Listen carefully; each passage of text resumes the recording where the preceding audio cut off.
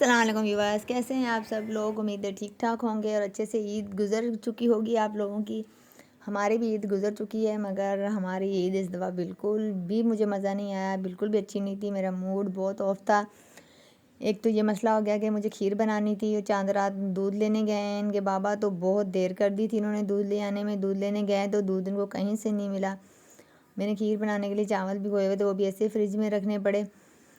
तो मेरा मूड इतना हो गया था ख़राब, काम वाम किए और फिर मैं तो सो गई। सुबह उठे, नमाज़ वगैरह पढ़ी है, पढ़ के घर के काम वगैरह ही कर रही थी कि मेरे देवर आ गए कि भाभी आज का खाना आप हमारी तरफ खाइएगा, क्योंकि हमारी कुर्बानी नहीं थी, उन्होंने कुर्बानी करी हुई थी। कुर्बानी तो उनकी बड़े की थी, बड़ा गोश्त मैं खाती नहीं हूँ, फिर भी उन्होंने दावत करी थी, जाना पड़ा। तो उन्होंने चिकन बनाया हुआ था और भी साथ मीठा था। तो वैसे ही खाना वाना खा के हम घर आ गए। घर आकर मैंने जो गोश्त हमारे मोहल्ले से, ये जो मैं गोश्त साफ़ कर रही हूँ, इतना कि गोश्त आया हुआ था, फिर मैंने इसको आके पहले तो मैंने इसको साफ़ वगैरह करके अच्छे से बना के रखा, इनको सफाई करके। उसके बाद फिर मैंने बस सारा दिन ना टेबलेट खाई, सो गई। फिर मैं शाम में उठी थी। यहाँ मैं आपको एक ख़ास बात बताती चलूँगी, जो मेरा देवर है, क्योंकि मेरे ससुर ने दूसरी शादी करी हुई है, तो उनकी तरफ से है। तो वो मेरी सास का ज़हनी तौलन ठीक नहीं है, जैसे मैंने आपको बताया था। तो मेरे ससुर ने दूसरी शादी कर ली थी, तो वो अलग रहते हैं। तो वो उनका बेटा था, यानी कि वो आया था हमें दावत देने के लिए, तो फिर हम उनके घर गए थे। मेरी सास का ज़हन ठीक नहीं था, तो मेरे ससुर ने दूसरी शादी कर ली। उनके बच्चे पहले वाले बच्चे ही हैं, मेरे ससुर से तो कोई उनकी औलाद नहीं है, तो मेरे ससुर उनके घर पर ही रहते हैं। ये था हमारा ईद का पहला दिन। दूसरे दिन ईद का, उसके दूसरे दिन भी मेरी तबीयत ठीक नहीं थी, मेरे सर का दर्द नहीं गया था। मुझे टेंशन हो जाती है ना, तो मेरे सर का दर्द जल्दी नहीं जाता। जब तक मैं प्रॉपर सुकून की टेबलेट खा के सोऊं नहीं, तो मेरे सर का दर्द नहीं जाता।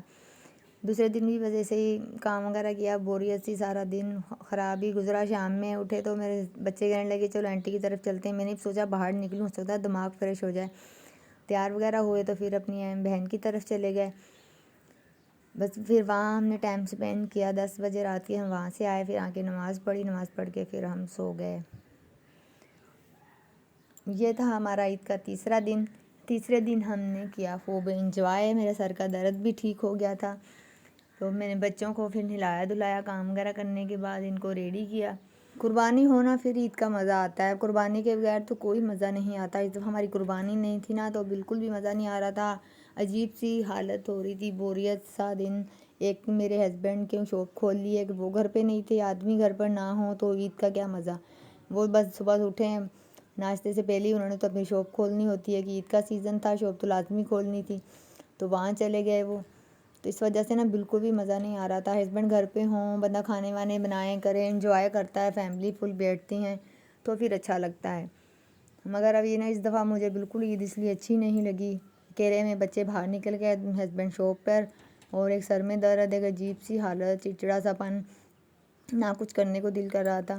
तो तीसरे दिन थोड़ा सा मैं रिलैक्स अपने आप को फ़ील कर रही थी, तो फिर मैंने टिक्का कढ़ाई बनाई।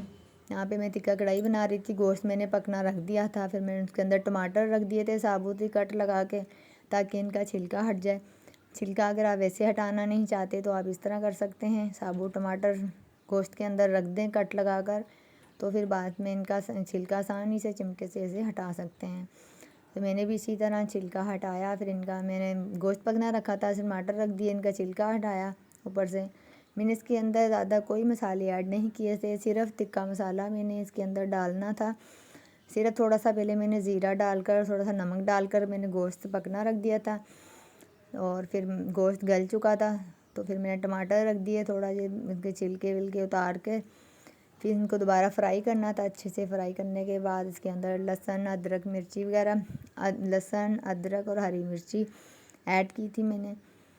बस इस तरह से सिंपल सी मैंने टिक्का कढ़ाई बनाई थी। मुझे बकरा ईद का गोश्त वैसे बिल्कुल पसंद नहीं आता, यहाँ टिक्का कढ़ाई अच्छी लगती है, यहाँ चार गोश्त ज़्यादातर मेरे घर में यही बनता है, और जहाँ नमकीन गोश्त भी शौक़ से खाते हैं।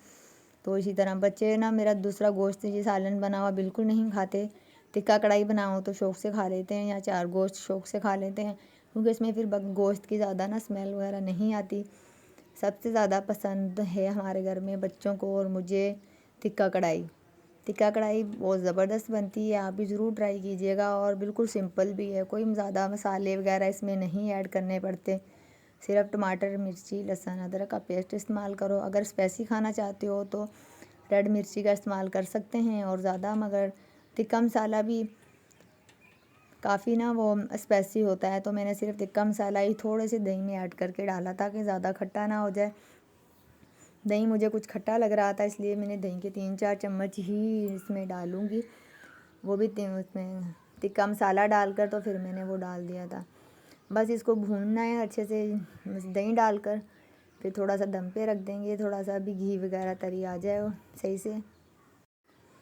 आप लोग बनाते हैं टिक्का कढ़ाई या नहीं? टिक्का कढ़ाई बहुत मज़े की बनती है, आप ज़रूर ट्राई कीजिएगा। जो बकरा ईद का गोश्त नहीं खाते, जब बच्चे आपके नहीं खाते, आपके हस्बैंड नहीं खाते, आप इस तरह टिक्का कढ़ाई बना के देंगी तो उंगलियां चाटते रह जाएंगे। हमने भी, जब मैंने थोड़ा सा ही बनाया था क्योंकि मुझे भी डाउट होता है, बच्चों में ज़्यादा खाते नहीं हैं मेरे बच्चे, 2 ही तो बच्चे हैं छोटे, तो आपको पता है जैसे, तो खाने वाला कोई है नहीं। मेरे हस्बैंड को भी बकरा ईद का ज़्यादा गोश्त पसंद नहीं आता। टिक्का कढ़ाई बनाती हूँ तो वो भी खा लेते हैं शौक़ से। इस तरह कटोरी रख के इसमें कोयला रखना है और उसके ऊपर थोड़ा सा ऑयल डाल देना है, तो इस तरह दम पे रख देना है सिर्फ 1-2 मिनट के लिए। रोटी मैंने बनानी नहीं थी, मैंने बच्चों को बोल दिया था बाहर से चपातियाँ ले आना, मैं अपने लिए एक बना लूँगी। मुझे ज़्यादा बाहर की रोटी पसंद नहीं आती, नान तो बिल्कुल पसंद नहीं आते, चपाती तो मैं फिर भी खा लेती हूँ। हमारे यहाँ मिलती हैं पठान की चपातियाँ, जो काफ़ी बड़ी बड़ी होती हैं, जो एक ही खा पाते हैं, इसलिए 3 चपातियाँ लेकर आए थे, 2 रोटियाँ मैंने घर पे बना ली थी। तो हम खाना खाने के बाद हमने खूब इंजॉय किया, बैठ के टीवी देखी, फ़िल्म चल रही थी टीवी पर, तो टीवी देख रहे थे। मेरे सब्सक्राइबर ने बोला था आप अब कुशन पर बैठ के दिखाएगा, मैंने चलो कुशन पर बैठ के ही टीवी देखते हैं। बच्चे आ गए, कह रहे चले मम्मा गेम खेलते हैं। चलो आप लोग गेम खेलो, मैं बनाती हूँ वीडियो। आज हम गेम खेल रहे हैं जो फास्ट के शो में खेला जाता है। डब्बा उठा के अपनी जगह पे जाना है और कुशनों से चल के अपने पाँव के जरिए लेके जाना है, और आप हमें दिखाएंगे कि कैसे लेके जाते हैं।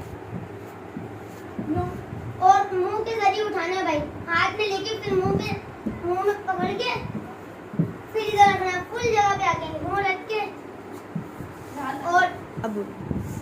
और फिर इसे 5 डब्बे पूरे लाके 30 सेकंड का टाइम होगा। जिसने पहले कर लिया उसको हम 10 रुपए इनाम देंगे।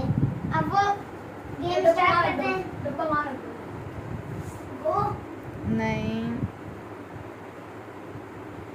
रेडी। पूरा आगे क्यों लगाना है? चीटिंग कर रहा है।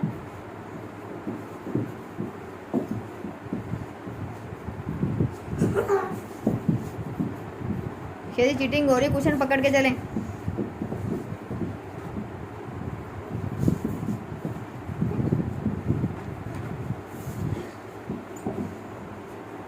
खत्म, टाइम खत्म। दोनों के एक ही बचे हैं, बिल्कुल सेम। 30 सेकंड के अंदर टाई हो चुका है गेम। टाई हो चुका है गेम। किसी को नाम नहीं मिलेगा। नहीं 10 रुपए तो हम आप दोनों को 5-5 रुपए। 10 रुपए तो नाम था ना, अभी 5-5 रुपए मिलेंगे। तो 50 सेकंड का रख लो ना। नहीं 30 सेकंड का टफ टाइम तो ये तो होगा। फिर बहुत कम है। टाई हो जाएगा। 4 रुपए हो रहा है। अब गेम हो चुका है इनका टाई, अभी करते हैं हम। खुदा हाफिज, गेम खत्म। Bye bye. बाय बाय, हम हार गए।